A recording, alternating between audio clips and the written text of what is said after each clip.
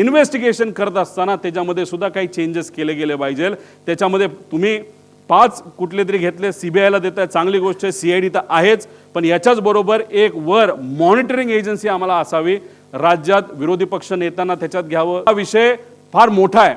Privately फार मोठे celebrity travel करतात, त्यामुळे आमचं मत आहे की देशातले जे विरोधी पक्ष नेता वरचा आणि खालचा जो आहे, राहुल गांधीजी आणि वर जे असतील त्यांना याच्यामध्ये त्या ठिकाणी घ्यावं, काही खासदारांना घ्यावं, खाली काही फॅमिली मेंबरला घ्यावं, तो जो पक्ष आहे जो बाधित आहे, नाही तर अजितदादा ज्या पक्षाचं प्रतिनिधित्व करत होते त्यातल्या काही लोकांना घ्यावं, पण त्यातले काही खूपच एव्हिएशनच्या अनुभवी लोक आहेत, त्यांचं काय करायचं हा निर्णय त्यांनी त्या ठिकाणी घ्यावा। मग अशा पद्धतीने आणि जज, एक्स जज याच्यामध्ये घ्यावा आणि ही मॉनिटरिंग एजन्सी तुम्ही तिथं घ्यावी आणि ह्याच्या अंडर सीबीआय अंडर मतलब सीबीआय जो काम करेल तो रिपोर्ट बघेल, सीआयडीचा रिपोर्ट बघेल, एक एक्सटर्नल एजन्सीचा रिपोर्ट बघेल, पण हे केल्याशिवाय याच्यामध्ये पारदर्शकता येणार नाही असं आमचं ठाम मत आहे।